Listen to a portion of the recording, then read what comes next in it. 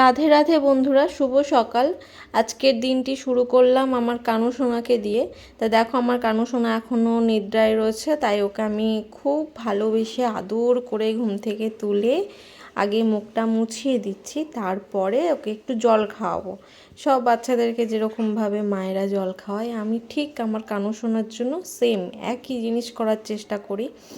যতই আমি জানি সে ভগবান, তবুও সে আমার কাছে আমার সন্তানের মতন। তারপরে আমি ওকে একটু কাজু কিশমিশ দিলাম, দিয়ে এবারে স্নান করাবো। আমার কানু সোনা দেখো একা একাই চলে আসছে স্নান করতে, তা আমি আমার সোনাকে স্নান করিয়ে দেবো, দিয়ে তারপরে সিঙ্গার করাবো।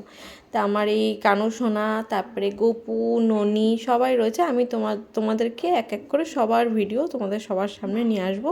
তোমরা সবাই সাথে থেকো এবং পাশে থেকো। আর দেখো, ঠান্ডা ঠান্ডা জলে আমার কানু সোনা স্নান করছে।